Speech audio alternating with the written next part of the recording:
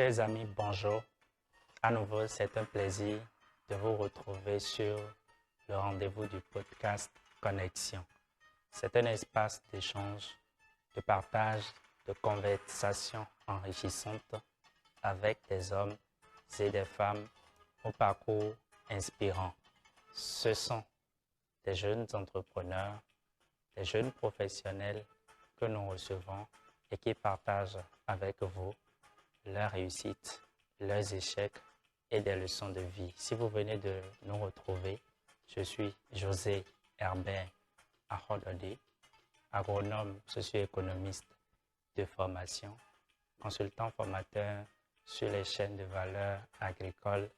Jeune leader du Bénin, je suis l'hôte du podcast Connexion. Prenez le rendez-vous avec nous désormais pour une nouvelle parution chaque semaine et pour ne rater aucun épisode, abonnez-vous, activez la cloche de notification. Pour les tout nouveaux, je vous donne accès gratuitement au e-book intitulé L'audace d'entreprendre une jeunesse en action. C'est un ouvrage qui a fait le diagnostic du système entrepreneurial en Afrique, qui a posé des réflexions et qui a apporté des approches de solutions réalistes. Vous y retrouverez également le partage d'expériences d'une dizaine d'entrepreneurs en provenance de plusieurs pays en Afrique et au-delà. Le livre en version électronique est téléchargeable gratuitement sur mon blog joseahodode.com. Je mettrai les liens dans la barre de description. Et ce e-book a été préfacé par Ibrahima Théolam, qui est un entrepreneur consultant sénégalais. Le coach et formateur Marcelin Gandonou est également intervenu pour le test avant-propos. Autant vous dire que c'est un ouvrage essentiel à lire si vous êtes entrepreneur ou si vous êtes aspirant entrepreneur. Surtout, engagez-vous parce que c'est par votre engagement que vous pourrez contribuer au développement. Sans plus tarder, nous allons recevoir notre prochain invité et c'est tout de suite après ceci.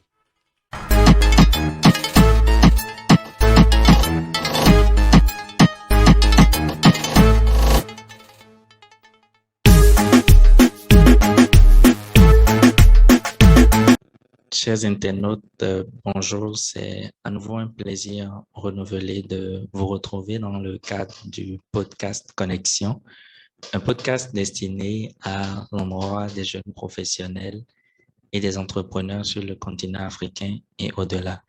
Nous sommes au deuxième épisode du podcast Connexion pour le compte de l'année 2022. J'ai le plaisir de recevoir une grande dame. Vous aurez l'occasion de constater à travers son parcours et les partages qu'elle nous donnera à travers cet épisode. Bonjour Constance, j'espère que tu vas très bien. Oui, bonjour, c'est un plaisir pour moi d'être avec vous. Le plaisir, Avec il toi, est si tu préfères, partagé. bien sûr. Oui, c'est beaucoup plus aisé comme convenu. Donc, le plaisir, il est partagé. C'est pour moi un plaisir de te recevoir.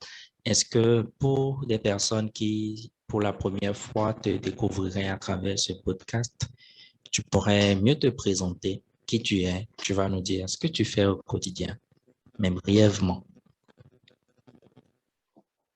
Alors donc, bonjour à nouveau, je suis Constance Jeunebé, de formation marketing et finance. Je travaille aujourd'hui d'une part dans les assurances, on en reparlera puisque je suis complètement en reconversion professionnelle progressive pour m'orienter donc vers des sujets qui jusqu'ici occupaient mes week-ends et jours fériés, je disais, et puis mes vacances. Donc, je suis coordonnatrice générale de l'association Les Tresseurs de cordes, qui est un cercle de réflexion et d'action citoyenne des Béninois de France, qui donne un coup de pouce au gouvernement béninois dans le cadre de ses efforts pour l'éducation au développement durable. Donc, je suis coordonnatrice de cette association. En parallèle, je suis présidente fondatrice d'une association qui s'appelle Global Actions, qui est une association qui aussi travaille donc, dans la promotion et la mise en œuvre des objectifs de développement durable avec un focus sur le, comment dire, certains objectifs en particulier tels que les objectifs donc, liés aux inégalités. Donc, on traite des inégalités dans la société, de l'égalité homme-femme, de tout ce qui est éducation à l'entrepreneuriat des jeunes.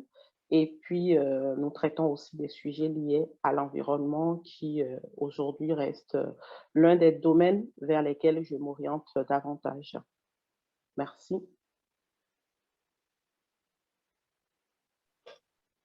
Merci Constance. Et tout de suite, je remarque que tu as un parcours diversifié et c'est l'image type de la plupart des jeunes professionnels que nous rencontrons dans le cadre de ce podcast. C'est tout à ton actif.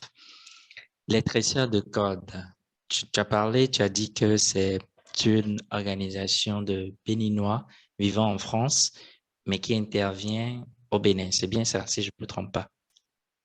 Tout à fait. Alors, pourquoi les traceurs de code? Ça me fait juste penser à Jean Alors, Pliard. c'est pas la première fois qu'on nous fait la remarque. Effectivement, les traceurs de code, simplement parce que nous travaillons beaucoup sur l'éducation. Nous avons commencé par travailler sur l'éducation à la citoyenneté et depuis 2015, nous faisons un focus sur l'éducation éco-responsable. Nous travaillons sur la sensibilisation du jeune public, comment inculquer dès aujourd'hui les valeurs liées à la protection de l'environnement, leur faire connaître les enjeux auxquels le monde fait face aujourd'hui pour un avenir durable afin de leur permettre simplement d'être des adultes responsables et plus ou moins différents de nous dans le bon sens, bien sûr, pour l'avenir. Les traceurs de code, simplement parce que lorsque vous intéressez à la jeune génération, il faut savoir que nous, aujourd'hui, on est en train de travailler avec eux parce que, voilà, nous sommes partis, je veux dire, avant eux, ils sont juste derrière nous et nous sommes en train de les tirer vers l'avenir. Et on dit souvent que c'est au bout de l'ancienne corde que l'on tisse la nouvelle. Et donc, c'est juste pour exprimer que nous partons de notre époque à nous, nous tirons vers nous ceux qui sont en train de venir et ils prendront le relais pour la génération future. C'est assez intéressant parce que justement, préparer la relève pour demain, ça commence aujourd'hui et c'est une noble initiative d'accompagner les plus jeunes, de les renforcer justement sur plusieurs plans et c'est tout à votre actif de le faire. Global Action. Alors, je viens là, c'est un peu décalé, mais Global Action agit de façon spécifique dans le cadre des ODD, spécifiquement sur les inégalités. Pourquoi avoir choisi cet ancrage? Je sais que tu n'es pas seul, c'est un collectif d'autres jeunes avec lesquels tu travailles. Pourquoi avez-vous décidé donc de choisir de travailler sur les inégalités? Alors, les inégalités, dans un premier temps, faut savoir que je suis activiste depuis une quinzaine d'années et j'ai toujours pu observer un certain nombre de choses partant de mon histoire personnelle sur ce qui se passe dans la société.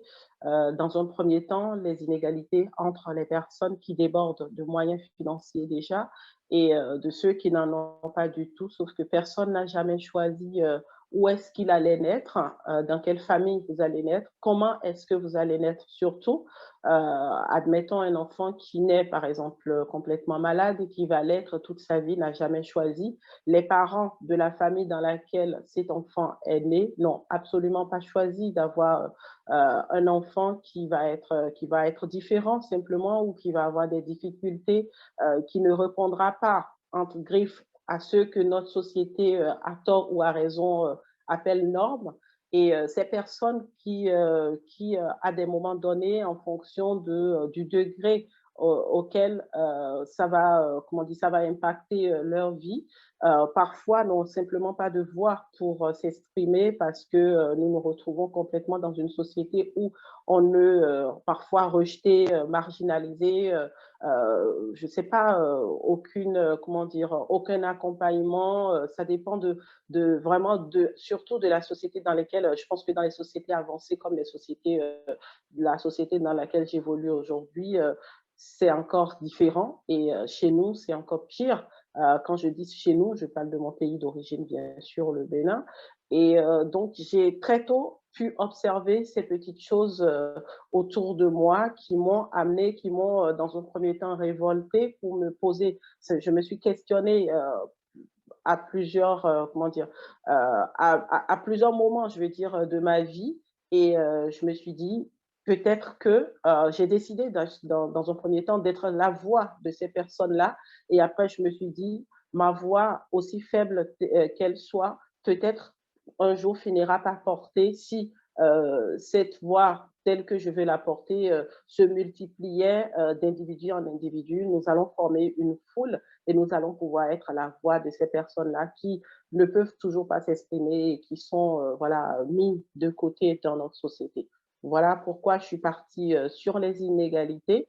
Et personnellement, je pense que c'est la première fois que je l'évoque publiquement. J'ai décidé très tôt de travailler sur tout ce qui est question genre, égalité homme-femme. Et ça, c'est partie de mon histoire personnelle, de l'histoire de ma mère je suis en train d'écrire et que voilà, je ne suis pas encore prête de raconter, mais en tout cas, mon combat pour l'égalité homme-femme est parti de là parce que je suis née quand même d'une mère très calme, qui parlait très peu, qui acceptait beaucoup, mais dans le même temps qui subissait énormément. Et j'ai décidé que les choses se passent différemment, d'où mon combat depuis une quinzaine d'années pour l'égalité homme-femme dans notre société.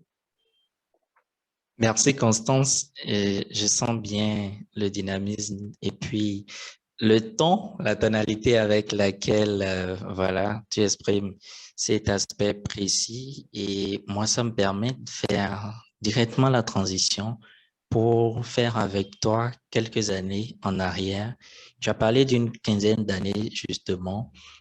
Et si on va parler de genèse, d'où est parti pour toi l'engagement citoyen, le fait de défendre la cause des personnes marginalisées. Tu as évoqué un aspect, je suis convaincu qu'il y a d'autres éléments qui t'ont davantage conforté dans ta décision d'agir pour, au service des autres, justement. Quels sont ces autres aspects-là, si tu veux en parler? Alors, vous finirez par me prendre tous les scoops de mon livre, tant pis, ou tant mieux, j'en sais rien. Alors, dans un premier temps, c'est parti d'une petite jeune fille. Il faut savoir qu'une partie de ma vie, j'avais décidé de moi-même d'aller passer quelques années scolaires auprès d'un de mes oncles dans une ville dans le nord du Bénin, à Parakou. Et j'étais alors élève et il y avait une voisine à moi qui vivait chez sa tante et qui qui n'était pas du tout scolarisée et qui allait faire des ventes pour sa tante au quotidien. Elle n'allait pas à l'école, donc du coup, elle était devenue mon amie du quartier. Et, on partageait voilà, beaucoup de choses puisqu'on avait à peu près le même âge. Et moi, pendant justement les vacances scolaires, je pouvais, la femme de mon oncle me remettait aussi des produits à aller vendre. Donc, j'étais contente et heureuse de le faire parce que du coup, ça me permettait de passer plus de temps avec elle parce que c'est juste pas possible, étant donné la façon dont sa tante la traitait, etc., de passer des moments avec elle. Donc, c'était vraiment des bons moments que je vivais avec elle. Et donc, on allait se balader pour proposer les produits sur la tête et tout. Mais ce que j'ai pu remarquer à un moment donné, c'est que cette jeune, c'était même pas une jeune fille, parce que c'était une petite fille, c'était une gamine carrément. On devait avoir tous les deux peut-être 12, 13 ans. Et un jour, parce que quand elle n'a pas du tout fait de vente, elle était triste comme tout, elle ne pouvait pas rentrer chez elle, contrairement à moi qui pouvais rentrer chez moi sans que cela ne pose spécialement de problème.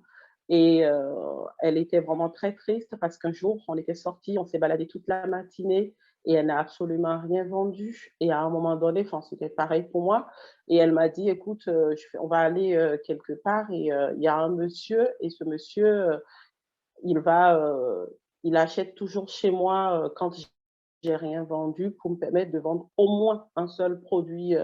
Et j'ai dit, bah, si tu veux. Donc, on est parti, sauf que on s'est retrouvé quelque part où c'était très éloigné. Un monsieur, un vieux d'ailleurs, qui vivait quelque part Un peu pas reculé. facile d'accès. Et moi, OK. quand j'arrive là-bas, je dis non, moi, je ne continue pas, en fait, j'y vais pas. Et elle a, pour résumer, elle m'a dit, bah, attends-moi. Donc, elle est partie et le monsieur m'appelait de loin. Et j'ai dit que je n'allais pas partir. Donc, elle est partie, elle est restée pendant longtemps. Elle est revenue, elle avait les yeux rouges, elle était un peu bizarre. Elle ne voulait pas parler, elle était énervée. Je n'ai pas compris et il lui a acheté un produit, enfin l'équivalent de 100 francs CFA, je ne sais pas ce que ça fait en euros, c'est des centimes. Et sur le chemin, elle ne m'a pas vraiment parlé, on est parti. Donc moi, c'est des années plus tard, à un moment donné, qu'en fermant mes yeux, j'ai réalisé en fait ce qui s'était passé ce jour-là et ça a été un coup de révolte pour moi en me disant non, c'est fini, ça ne doit plus se passer comme ça. Un monsieur qui a abusé d'elle juste pour lui acheter son produit simplement parce qu'elle était maltraitée chez sa tante auprès de qui, si elle repartait chez elle sans avoir vendu, ça lui aurait coûté des coups de bâton. Donc, je me suis dit, stop, ça doit terminer. Ça doit finir ce genre de traitement dans nos sociétés. Et c'est vraiment parti de là, mais tous mes combats ont trouvé leur racine de là. Voilà la genèse. Wow. C'est assez profond ce que tu partages avec nous et je reconnais, évidemment, ça va être les prémices de l'initiative de l'ouvrage. Si tu veux, on peut revenir là-dessus plus tard, mais c'est toujours bien de partager de ces expériences inspirantes et ça démontre justement de ce pourquoi au quotidien tu t'engages, ce pourquoi même malgré les difficultés, tu continues. Et ça, c'est un aspect assez important, se battre pour les droits des marginalisés, des personnes qui n'ont pas souvent droit au chapitre. Et c'est une noble initiative pour toi de ce que tu fais et surtout l'impact que tu laisses pour les autres. Parce que au-delà de tout, au-delà du fait que tu te soulagerais, toi, d'avoir initié beaucoup d'actions, tu laisseras aussi l'impact au niveau de la communauté. Et de façon précise, donc, au Bénin, quelles sont les actions que, à travers tes différentes organisations, tu fais au Bénin pour Alors, l'impact? de façon précise, je me suis lancée pour défendre le droit des filles à l'éducation parce que j'estime, comme beaucoup d'autres personnes, hein, que ça reste la clé. Et donc, j'ai fait un focus sur l'éducation, accompagner des familles, des jeunes filles à aller au bout de leurs études. Je sais que ce qui bloque davantage, effectivement, ça va être parfois des moyens financiers. Donc, je fais de l'accompagnement, je mets à disposition pour des familles les outils nécessaires pour la scolarisation des jeunes filles. Je me déplace, je vais rencontrer des jeunes filles pour leur parler, pour leur raconter mon histoire, pour leur parler de mon parcours, pour leur expliquer les sortes comment dire, les sortes de sorties, je dirais, possibles en étudiant, voilà, en se prenant en main, en se prenant en charge, leur donner les exemples clés d'une personne malade. Lorsque vous êtes une femme et que votre mari n'est pas là et que l'enfant est malade et que vous ne savez pas lire et que vous avez une ordonnance, c'est très compliqué. Donc, avec des exemples concrets, donc sensibiliser, amener les personnes à voilà, à réaliser en fait l'importance pour les parents donc d'inscrire leurs enfants et pour les jeunes filles la nécessité d'aller jusqu'au bout de leurs études. Ça passe aussi par des conférences dans les écoles pour sensibiliser les jeunes filles, pour oser certains domaines que notre société a bien voulu définir comme étant des domaines dans lesquels doivent évoluer les hommes, parce qu'on met toujours les femmes dans une case. Donc, éveiller la conscience de la jeune fille sur son potentiel et tout ce qu'elle est capable de faire. Donc, ça a été les premiers combats et qui continuent, que je continue de mener. Ensuite, je me suis orientée sur l'éducation au développement durable avec les trésors de cordes que j'ai l'honneur de diriger aujourd'hui. Et avec les trésors de cordes, c'est beaucoup d'activités. Donc, c'est des camps de vacances pour amener les jeunes dans des environnements comment dire, inhabituels donc de leur quotidien et on va les amener dans un village pour faire un bain environnemental, découvrir davantage la richesse qu'est la nature et puis leur donner, animer des ateliers pour leur parler des changements climatiques, des défis liés à l'environnement et le climat, etc. Ensuite, je fais du coaching des jeunes qui portent aux différentes conférences des Nations Unies pour le climat la voix des enfants béninois, la voix des jeunes et la voix voilà, des enfants du monde à ces grandes rencontres pour l'environnement et le climat. Nous travaillons aussi sur du cinéma pour parler du développement durable avec et pour les jeunes, donc des films qu'ils réalisent eux-mêmes en tant que jeunes pour aborder de façon ludique la problématique aussi grave soit-elle.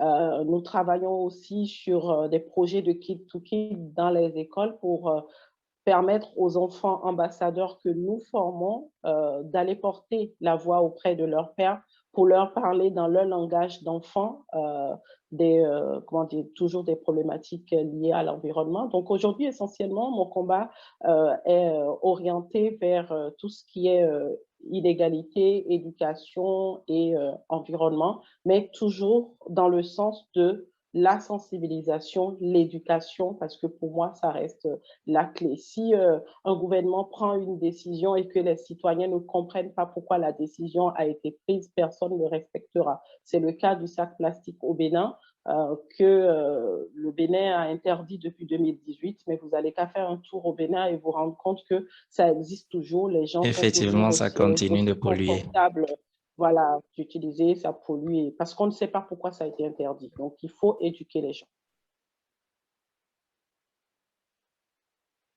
De l'éducation revient effectivement et c'est au cœur de toutes tes actions. Sensibiliser les plus jeunes, on l'a évoqué au début parce que tu penses que c'est toujours mieux de préparer les jeunes face aux enjeux auxquels ils feront face dans le futur, mais aussi de mieux vivre le présent, c'est ce que je retiens. Et tu as été justement à la dernière Conference of Parties, donc la COP. Est-ce que tu peux nous relater brièvement ton expérience et c'était quoi les grands enjeux et vous en êtes sorti avec quelle résolution? Mais brièvement. Ça, c'est un sujet d'adulte, ça, d'accord. Oui, Alors, la conférence des parties, c'est parce vrai que que des c'est pas adultes nous ma suivront. première. Oui, c'est pas. C'est vrai que la conférence des parties, c'est pas ma première expérience. Ça fait quelques années que je suis fidèle à ce rendez-vous, comment dire, à ce rendez-vous très très important pour le climat. OK. Quand je parle, je pense spécifiquement à la COP26. Il y avait, les enjeux étaient assez grands. Il y avait beaucoup d'attentes par rapport, justement, quand je reviens à la COP de Paris, qui a eu lieu en 2000.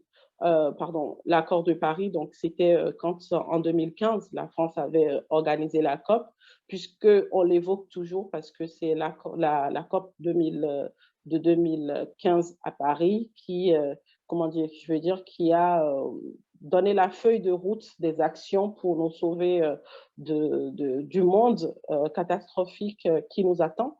Donc, les enjeux à la COP de cette année étaient quand même d'inviter les différents pays, donc les différentes parties, à rehausser leurs ambitions dans le cadre donc, des engagements qu'ils ont pris à Paris. Rehausser, pourquoi? Parce que les ambitions de Paris avaient été comment dire, les engagements de Paris avaient été pris en tenant compte d'un premier rapport que le GIEC, qui est l'organe scientifique des Nations Unies pour le climat, avait livré. Et malheureusement, une étude comparative qui a eu après 2015 démontrait que les ambitions de Paris n'étaient plus suffisantes pour faire face au climat parce que ces ambitions nous disaient globalement de tendre vers, en tout cas de se limiter à 2 degrés de réchauffement en deçà si on peut, mais sauf que avec la nouvelle étude, le GIEC mène l'alarme et nous sonne sur 1,5 maximum. Et 1,5 maximum, ça invite les pays en fait à revoir complètement leur politique à l'interne pour lutter contre les changements climatiques. Donc, on attendait donc des engagements très forts dans ce sens à cette COP. Il fallait finaliser à cette COP également les règles d'application de cet accord de Paris pour que on passe maintenant de la rédaction des discours à l'opérationnalisation effective donc, de cet accord. Essentiellement, un article qui avait fait beaucoup de bruit quand nous étions en Espagne, toujours dans le cadre de la COP. Mais il fallait finaliser ça, il fallait s'accorder sur les règles générales des outils de mise en œuvre de l'accord de Paris et il fallait mobiliser de la finance climat pour les pays sous-développés qui, tout le monde sait, ne sont pas les pays les plus polluants, mais qui subissent complètement les effets néfastes des changements climatiques et qui, par manque de moyens, vont y faire face ne vont pas être aussi résilients que les pays développés. Et donc, voilà les enjeux pour la COP. Et globalement, pour en revenir à la conclusion, malheureusement, à la sortie de cette COP, ces différents enjeux, les solutions, en tout cas attendues, n'étaient pas vraiment au rendez-vous. On a pu finaliser comme on pouvait l'accord de Paris. On a pu, on n'a pas, il n'y avait rien de prononcé, par exemple, sur la finance climat qui restait, qui était les attentes clés donc des pays sous-développés. On a évoqué pour la première fois le charbon, c'est une très belle chose. Donc voilà globalement comment on s'en est sorti. Donc sentiment de satisfaction bien mitigé à la sortie de cette COP. Voilà. Ton sentiment, il est mitigé comme beaucoup d'autres activistes, justement. Et la rumeur populaire, c'est pas un terme que j'aime souvent exploiter, mais enfin, la conscience populaire pense que c'est des réunions qui ne nous avancent pas. Est-ce que c'est ton avis? Est-ce que quand on a fait le bilan à la dernière COP, il y a eu des avancées tout de même? Et le point le plus choquant, ce sont les résolutions qui se prennent. Est-ce qu'après, les États respectent, notamment en termes de limitation? Parce qu'on se dit qu'on doit continuer par nous industrialiser. Et il y a beaucoup en fait, quel est ton avis par rapport à tous ces éléments-là? Alors, mon avis, je n'ai pas eu besoin de réfléchir pour dire non, je n'ai même pas attendu la question, c'est pas poli, mais mon avis, il est clair là-dessus. Je n'estime pas du tout que c'est une réunion qui n'a pas besoin d'avoir lieu, parce que moi, je dis toujours une chose. C'est vrai qu'on peut toujours dire qu'on ne fait pas assez. Maintenant, est-ce que nous allons dire on ne fait pas assez et ne rien faire du tout? Parce que pour moi, entre on ne fait pas assez et on ne fait rien du tout, le choix, il est vite fait. Donc oui, ça reste pour moi des réunions importantes parce que la problématique des changements climatiques, il faut le savoir, ce n'est pas quelque chose que chaque pays va rester de son côté et pouvoir lutter efficacement contre les changements climatiques. On est vraiment sur un enjeu mondial et un enjeu mondial, on a besoin qu'on le veuille ou non, de se mettre ensemble pour prendre des décisions communes, même si ces décisions doivent être ensuite contextualisées dans nos différents pays en fonction de nos réalités, puisque nous n'avons pas les mêmes problématiques, nous n'avons pas les mêmes, même pas au niveau du climat, quand vous partez du Bénin en France, c'est pas la même chose. Donc oui, pour moi, ces réunions restent importantes. Ce à quoi je vais inviter nos décideurs, nos dirigeants, c'est un peu plus de, un peu plus d'engagement et de fermeté dans les engagements qu'ils peuvent prendre parce qu'il faut qu'on pense de plus en plus, il faut d'ailleurs, on n'a pas le choix de penser à la génération d'après nous parce que les décisions parfois sont un tout petit peu, je veux dire, égoïstes lorsqu'elles ne sont pas très ambitieuses. puisque égoïste, je dis égoïste parce que moi, à mon âge aujourd'hui, même si problème il y a pour le climat, je peux encore m'en sortir. Je ne sais pas combien d'années j'ai encore à vivre, mais ça reste encore limite pour moi, Nous puisque te les effets souhaitons beaucoup, environnementaux. beaucoup et de longues Mais années encore. oui, merci, c'est gentil. Mais ce que je veux dire, c'est qu'un an, moi, quand je regarde mon enfant aujourd'hui qui a 4 ans et qu'on me dit les dégâts qui nous attendent d'ici 30 ans, donc mon enfant, quand il aura à peu près mon âge, c'est très compliqué. Je ne sais pas comment il va faire pour s'en sortir. Donc oui, rien qu'en le regardant, je dis, on ne va pas baisser les bras, on ne va pas dire que c'est inutile et qu'il ne faut rien faire. Les choses n'avancent pas tel qu'on l'aurait souhaité, mais ça avance quand même. Donc, il faut juste qu'on mette encore un peu plus de sérieux, un peu plus de, comment dire, de sérieux et de, comment dire, de contraintes, parce que je sais que c'est très difficile, certaines décisions pour les États, mais à un moment donné, il faut penser à l'avenir et même si et faire pression sur nous-mêmes. Les personnes qui sont visées, on les connaît. Les pays qui sont visés, on les connaît. Moi, je souris quand il y a des pays comme la Chine, gros pollueurs, ne veulent pas, par exemple, mettre la pression lorsqu'on évoque le charbon pendant la COP. Ça, c'est des éléments sur lesquels on peut complètement se révolter. Mais la conférence en elle-même, parle, pour moi, en tout cas, d'un bon sentiment et d'une bonne volonté d'améliorer les choses. Alors, c'est clair que vous ne vous attendez pas à me voir à cette partie précise du podcast admirer l'arrière-plan. En fait, c'est une interruption momentanée pour vous rappeler un élément assez important pour le développement de la chaîne. On s'est rendu compte que la majorité de ceux qui suivent le podcast ne s'abonnent pas systématiquement. C'est le moment de le faire. Abonnez-vous, activez la cloche de notification pour ne manquer aucune prochaine publication et surtout, partagez autour de vous, partagez dans vos réseaux sociaux parce que partager, c'est grandir ensemble. Merci. Merci Constance. J'admire ta prise de position énergique justement sur cet aspect de la question. Et moi, ça me permet de faire un lien avec un élément que tu as dit tout à l'heure dans ta prise de parole par rapport à tes actions justement.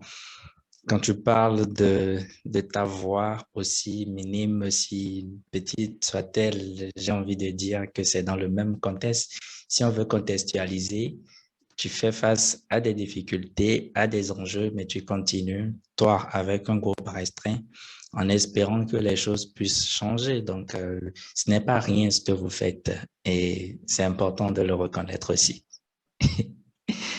Et moi, et, et moi, du coup, parce que effectivement, la COP, les questions climatiques, ce n'est pas l'enjeu thématique de ce podcast, mais je voulais juste aborder cet aspect parce que ça fait partie de ton vécu aussi et c'est important de l'évoquer avec toi.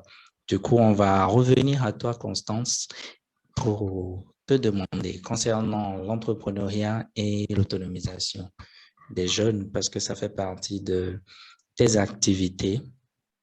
Au-delà de la formation, quel est ton regard sur l'écosystème entrepreneurial? J'aime bien qu'on contextualise toujours donc au Bénin. Comment est-ce que tu vois les dynamiques en cours? Est-ce que l'entrepreneuriat jeune est porteur au Bénin? C'est surtout que ça fait partie des clés pour nous en tant que pays en voie de développement, comme on aime bien nous appeler. Je pense qu'on a trouvé notre voie. Non, c'est plus sérieusement, je veux dire, moi, c'est d'abord un sentiment de fierté, fierté d'appartenir à cette jeune génération qui a envie de faire les choses autrement. Moi, je suis très contente et très fière des initiatives à droite à gauche qu'on voit de plus en plus chez nous au Bénin. Quand je vois comment les jeunes se prennent en charge, j'ai beaucoup d'exemples, même si je n'ai pas envie de les citer, c'est un choix personnel pour ne pas, simplement pour ne pas oublier certaines initiatives, tellement il y en a. Et je pense qu'il y a beaucoup de choses qui se font et les gens travaillent très bien chez nous, contrairement à ce qu'on peut penser. Moi, je ne suis pas du tout des Béninois de la diaspora qui pensent que nous, on vient avec les grandes écoles, avec les bonnes théories et que les gens qui sont sur le terrain ne font pas grand-chose et on vient en tant qu'expert. Moi, de loin, honnêtement, j'admire comment ça évolue, comme vous l'avez appelé, quand tu l'as appelé, l'écosystème des hommes et des hommes et des femmes entrepreneurs au Bénin. J'ai beaucoup d'exemples et moi, je leur dis simplement chapeau. Chapeau davantage parce que ce n'est pas évident, ce n'est pas facile chez nous. On n'a pas les moyens de les soutenir comme cela se doit. Je sais très bien que c'est très difficile d'entreprendre comment dire, dans notre environnement. Entre les aides de l'État qui ne sont pas toujours au rendez-vous, c'est très difficile et j'en vois qui se battent comme un poisson dans l'eau, qui s'efforcent en fait de s'en sortir. Et moi, je les admire et je pense que il y a encore beaucoup de choses, hein, il y a encore beaucoup de choses à faire. Et en tout cas, j'admire ce qui se fait. Et c'est dans ce sens d'ailleurs que nous, on a lancé avec Global Actions, on a lancé un programme pour justement davantage former les jeunes à être, comment dire, à être davantage prêts à entreprendre dans l'environnement béninois quand ils vont sortir de l'école, si leur ambition justement est de s'installer à leur propre compte. Effectivement, c'est un enjeu crucial et tu as su bien le dire. Sûrement que nous avons trouvé notre voie parce que c'est la seule manière surtout de réaliser l'autonomisation sur plusieurs plans. Et tant que vous n'êtes pas autonome, il y a beaucoup d'éléments sur lesquels vous ne pouvez pas forcément prendre position, encore même penser au développement. Et je fais partie d'un certain groupe de jeunes, de groupes d'organisations de la société civile qui pensent, et j'adhère pleinement à cela, que développer des privés forts permet forcément de contribuer de manière plus active au développement dans notre pays et même de façon élargie en Afrique et ailleurs. Parce que les entrepreneurs qui réussissent les exploits font beaucoup d'avancées, font avancer le développement parce qu'une entreprise réussie, ça fait beaucoup d'emplois, beaucoup de familles nourries davantage. Et voilà, la liste est longue, on va pas on va pas faire l'épilogue de l'entrepreneuriat non plus.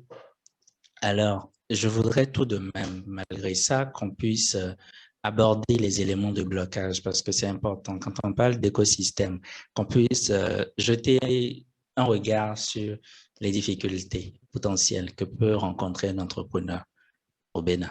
Est-ce que tu as envie d'en parler? Bien sûr, bien sûr. Dis-moi. Les difficultés que peuvent rencontrer un entrepreneur au Bénin, déjà, comme je l'ai dit, il faut partir quand on veut entreprendre. Moi, j'aime bien les coachs qui forment les personnes et le thème, c'est monter son business à zéro. Donc, pour moi, ça n'existe pas, en fait. Le business à 0 franc, ça n'existe pas. Le business à 0 franc, 0 euros, ça n'existe pas parce que même le coach qui veut te donner cette conférence, tu le payes pour aller sur sa conférence sur le business à zéro. Donc, tu On lui est fais son d'accord chiffre là-dessus. d'affaires à lui. Et toi, derrière, tu es en train d'investir progressivement sur ton futur projet. Donc là, déjà, on n'est pas bon. La première chose, donc, quand je pense business, je pense capital, un minimum pour démarrer. Un minimum, même si c'est une société de service où vous n'avez pas besoin de stocker des marchandises, etc. et tout. Dans un premier temps, pour vous faire connaître, vous avez besoin de travailler votre image. Et ça a un coût. Ça a un coût de travailler votre image, de faire votre personal branding et même de votre entreprise, de votre marque, etc. Donc oui, il y a toujours un coût. Un entrepreneur qui s'installe chez nous aujourd'hui, on ne lui fait pas confiance tout de suite. Le premier blocage que vous avez, c'est le blocage du financement. Financement, pourquoi? Parce que l'accompagnement des banques, vous êtes bloqué à tous les niveaux, c'est-à-dire que vous partez de rien, vous n'avez absolument rien. Les banques, avant de vous donner de l'argent, veulent un certain nombre de garanties, veulent que vous ayez déjà une maison pour leur montrer que vous êtes, voilà, vous allez pouvoir, vous serez solvable. Elles ont raison, mais dans un premier temps, si vous cherchez à vous lancer, c'est parce que vous n'avez encore rien réalisé, sauf si vous êtes héritier. Donc là, il y a ce blocage-là. Les aides de l'État, on n'en a pas beaucoup pour accompagner. Par exemple, moi, aujourd'hui, je suis dans un environnement où si vous êtes salarié et que demain, vous décidez, par exemple, de vous lancer, il y a des accompagnements de l'État qui vous permettent déjà de faire une formation dans le domaine dans lequel vous voulez entreprendre. Il y a des fonds, il faut savoir juste aller les récupérer. Mais chez nous, on n'en a pas beaucoup. Il y a des aides qui viennent de l'extérieur qui nous imposent un canevas, un certain nombre de conditions à remplir avant de les toucher. Ça fait partie des difficultés du quotidien béninois, de l'entrepreneur béninois dans son quotidien qui décide d'entreprendre. Et au-delà de ça, vous avez le système en lui-même. C'est-à-dire que j'ai mon frère, moi, c'est quelque chose que j'invite les gens à arrêter un peu de plus en plus. C'est-à-dire que être entrepreneur chez nous, vous êtes au service de vos clients, mais vous êtes complètement au service à titre gratuit de tout votre entourage. Et quand on connaît les familles nombreuses que nous avons en Afrique, vous allez servir toute la famille gratuitement. C'est-à-dire qu'un ami connaît quelqu'un qui fait, admettons, qui est graphiste, on ne va pas l'encourager parce qu'il vient de s'installer, il n'a pas un autre boulot, il va passer des heures à faire une création et parce que c'est un ami, on ne lui paye rien. Parce qu'on estime que voilà, c'est un ami, c'est un frère. Même si vous ne voulez pas payer la totalité, encouragez le jeune entrepreneur parce que vous les tuez lorsque vous voulez tout le temps qu'ils exécutent leur savoir-faire, mettre à votre profit leurs compétences à titre gratuit parce que au nom de la fraternité, au nom de l'amitié, au nom de... Donc, c'est tout un système en fait qui bloque et qui empêche l'entrepreneur béninois d'avancer entre les aides qu'on n'a pas, entre les blocages, entre des amis, des familles qui ne vous encouragent pas, entre les banques qui ne vous font pas confiance. Et voilà, c'est très compliqué de se démarquer et de pouvoir, comment dire, piloter correctement son business au Bénin et s'en sortir. Si je ne dois évoquer que ces aspects-là, puisque des aspects, des éléments de blocage, on en a pas mal, je pense. Et c'est déjà beaucoup. Et comme je dis souvent, on ne finira pas d'en citer. Moi, au quotidien, j'en rencontre et je fréquente beaucoup d'entrepreneurs, justement parce que l'une des actions que je mène au quotidien sur le plan de l'agriculture, c'est comment appuyer et puis faciliter l'accès au financement. Et quand on sait qu'il y a des dynamiques institutionnelles mais qui ne sont pas opérationnels. Enfin, quand on prend le contexte de la majorité de nos entreprises qui sont dans l'informel, ça pose déjà un problème que, au-delà du fait qu'il n'y a pas assez, l'existant n'est pas accessible à tous. Et à tous, c'est à la majorité que ce n'est pas accessible. Donc, je te comprends. On partage sûrement beaucoup d'idées, voilà, communes sur ces aspects-là.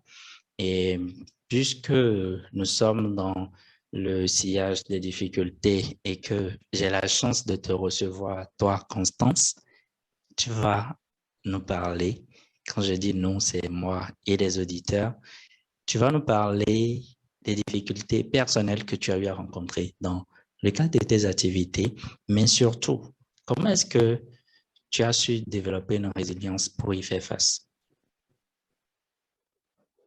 Alors, parlant de difficultés dans le cadre de mes activités, moi, la première difficulté, moi, comment dire, l'entreprise que j'avais montée avec laquelle je travaillais et que j'ai rencontré une difficulté, c'était une entreprise de mode.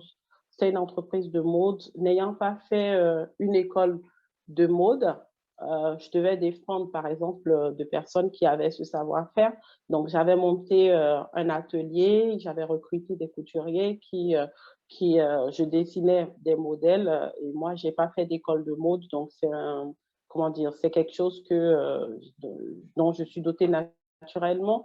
Et donc, je dessinais des modèles, j'avais un atelier et je mettais à disposition donc, les accessoires nécessaires et tout ce dont j'avais besoin de la matière première pour permettre aux couturiers donc, de réaliser ces modèles-là que je mettais dans mon showroom.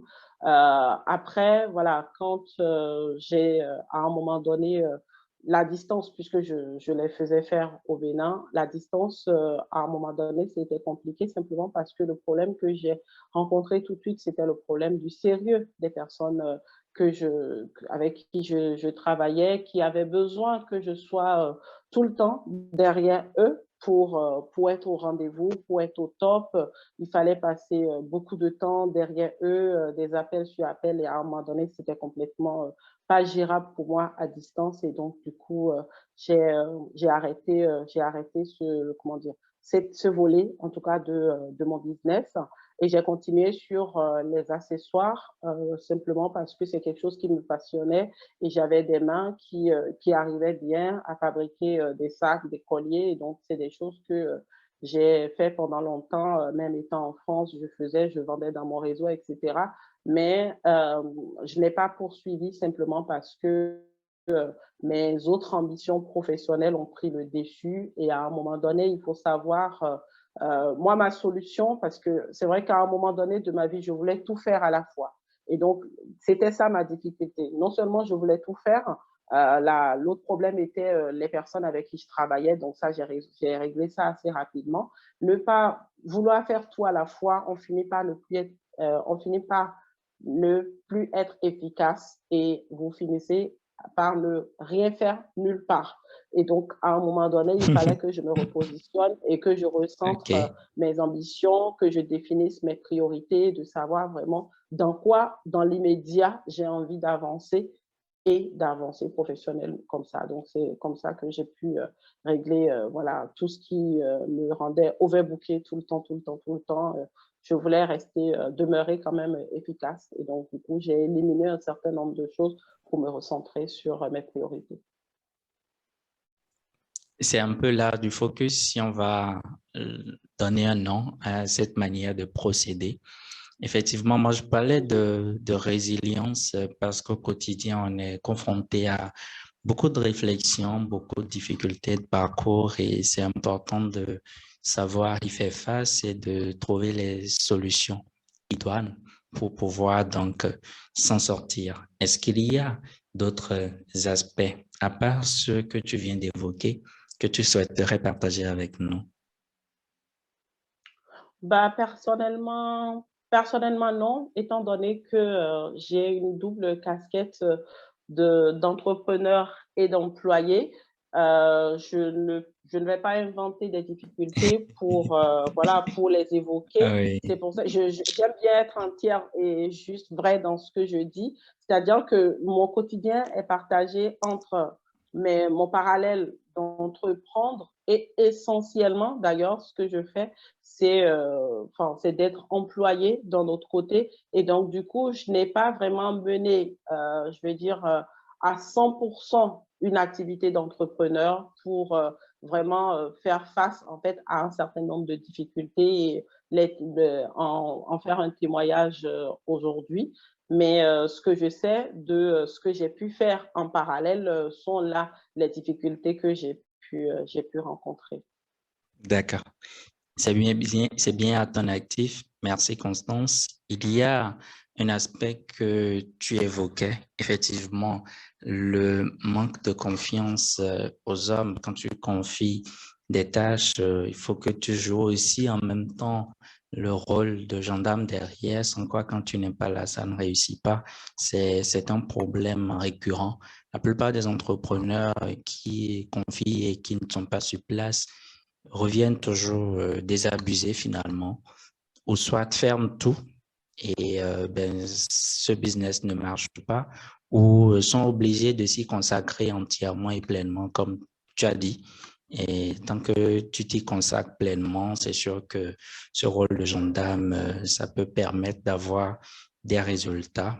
C'est pas propre au Bénin, c'est pratiquement dans tous les contextes africains, enfin, les entrepreneurs avec qui moi personnellement j'ai eu le temps d'échanger sur ces points précis ont toujours évoqué cet aspect. Et c'est dommage parce que autrement on aurait pu, toi, par exemple, étant en France, bénéficier de ton investissement, de tes investissements pour développer des emplois ici au Bénin. Et si tu réussis à le Bah oui, faire dans d'autres secteurs, malgré la distance, c'est aussi bien de continuer malgré les difficultés. Oui, bien, tout à fait, tout à fait. Aujourd'hui, les choses que je fais, justement, on est toujours mieux servi, on n'est jamais mieux servi que par soi-même. Donc, aujourd'hui, je travaille davantage sur des sujets qui ne nécessitent pas, en fait, que j'aille justement jouer cette gendarme-là à distance quand je fais des consultations avec les organisations pour définir, travailler sur des stratégies de campagne à mettre en place, mes consultations dans le domaine de la communication pour certaines organisations. Par exemple, c'est des choses sur lesquelles, voilà, je travaille à distance toute seule et je les fais, je suis satisfaite de moi et donc je continue d'entreprendre plus dans ce sens-là, plus dans le service. J'ai mis en place à disposition des élèves et étudiants béninois l'année dernière, par exemple, une plateforme d'échange de manuels scolaires pour allier à la fois l'éducation et l'environnement, parce que je suis contre le gaspillage et je sais aussi que quand on va à l'école, par exemple, on a besoin de, comment dire, d'outils pour bien travailler. Pour ma part, c'est quelque chose qui me porte à cœur. Donc, du coup, j'ai lancé une plateforme qui s'appelle WhatsApp, qui est une plateforme d'échange de manuels scolaires que j'ai mis à disposition depuis l'année dernière des élèves et étudiants du Bénin pour leur permettre, voilà, quand ils finissent une année scolaire, d'aller sur la plateforme, déposer ces manuels et de rechercher les manuels de l'année d'après, de l'année suivante sur cette plateforme-là. Donc, en tout cas, à distance, j'essaye de piloter les activités que je peux piloter sans aucun problème. D'accord. Juste pour une précision, est-ce que c'est un site Internet ou une application mobile qui se télécharge? C'est un site Internet. OK, Ça d'accord. s'appelle WhatsApp. D'accord. On mettra le lien justement dans la description pour que ceux qui sont intéressés puissent aller consulter. Les minutes s'égrènent assez rapidement. Nous sommes presque à la fin de notre conversation. J'avoue, elle est enrichissante. Et tu as parlé de reconversion. Est-ce que tu peux nous en dire plus? L'assurance et toi, c'est comment l'aventure est partie d'où? Et puis, qu'est-ce que tu fais dans ce domaine actuellement? Alors, quand je parle de reconversion, je ne suis pas en train de sortir totalement du domaine des assurances. C'est simplement que pendant longtemps, enfin, comme je l'ai dit en début de conversation, je suis de formation marketing et commerce et pendant tous mes week-ends et jours vacances, je travaille donc sur le développement durable, l'éducation au développement durable. Et jusqu'ici, j'ai travaillé avec les organisations, j'ai travaillé avec voilà, enfin, les grandes organisations hein, qu'on peut citer sur le sujet.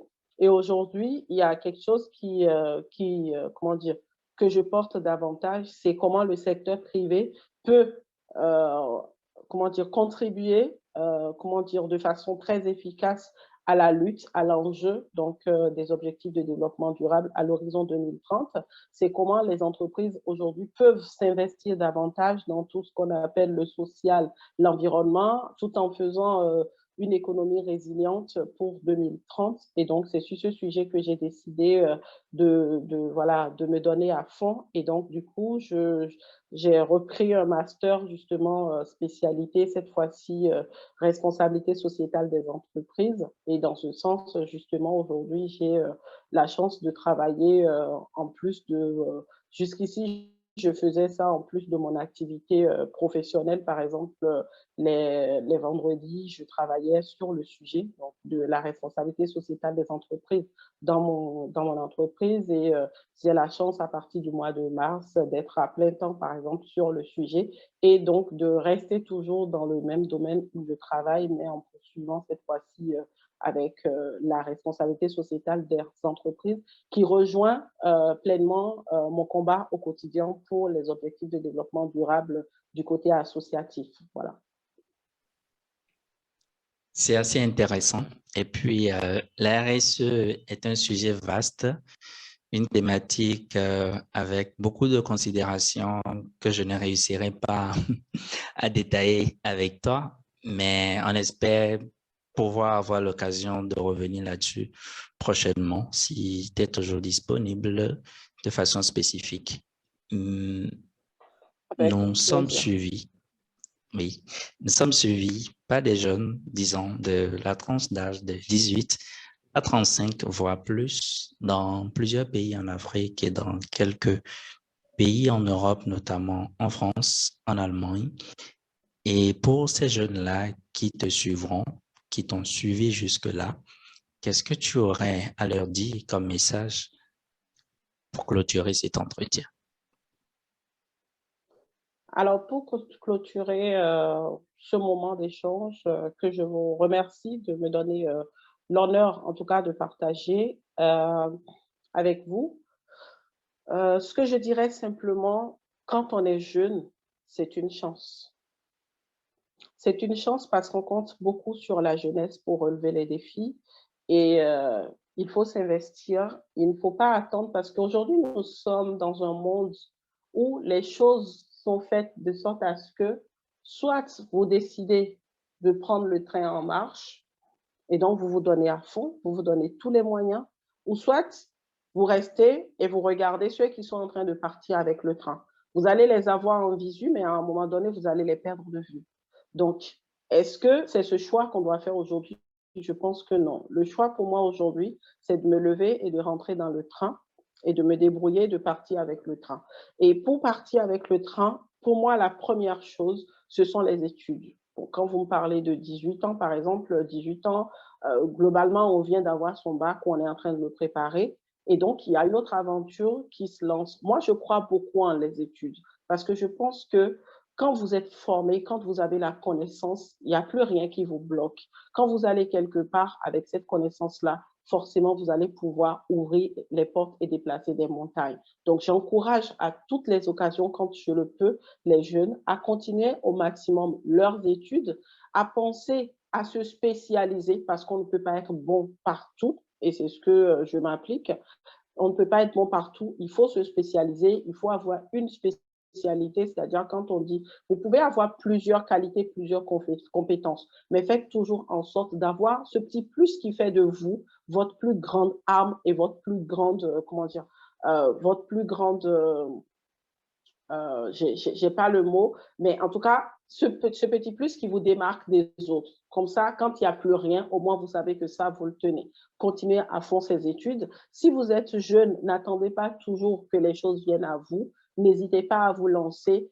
Entreprendre, c'est un risque. La première fois que j'ai créé une entreprise dans ma vie, je n'avais que 22 ans ou 21, j'en sais rien. J'ai pu monter une entreprise de mode que j'ai pilotée qui m'a permis de me payer plus tard, puisque c'était mon rêve, une école de commerce comme je voulais. Et donc, après, j'ai voulu faire mon master dans une grande école et j'ai pu le faire parce que j'ai décidé à un moment donné, justement, de me lancer avec tous les risques que peuvent présenter l'entrepreneuriat et donc de me faire des économies et ensuite d'aller continuer mes études. Donc, voilà, je ne peux que conseiller ces deux éléments-là.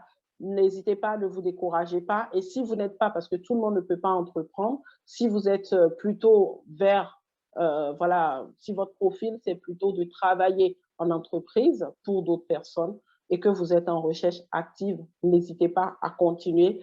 La clé, c'est la formation pendant que vous n'avez rien. Si vous cherchez de l'emploi et que vous n'avez pas ou on vous refuse, les points que vous savez que vous pouvez améliorer, n'hésitez pas à continuer par vous former et d'aller à chaque fois que vous allez chercher du travail, aller beaucoup plus fort que vous l'étiez la veille, simplement. Voilà, merci beaucoup.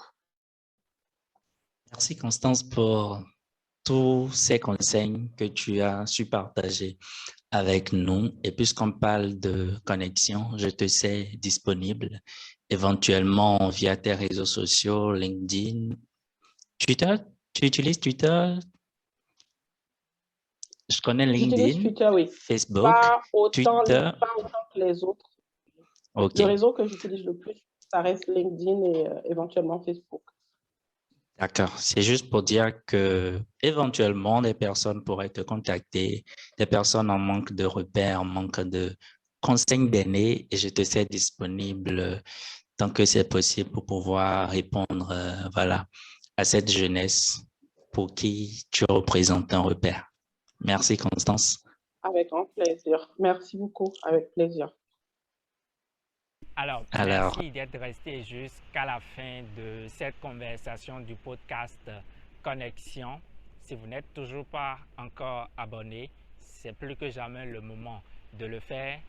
Activez également la cloche de notification pour ne pas manquer les prochaines parutions du podcast. Faites un tour sur le blog joseahodode.com. Je mettrai le lien dans la barre de description pour visiter mon blog, pour lire des articles thématiques sur des sujets de développement, pour télécharger gratuitement l'ouvrage en version électronique intitulé L'audace d'entreprendre. D'ici à là, portez-vous bien et on se retrouve au prochain numéro du podcast Connexion.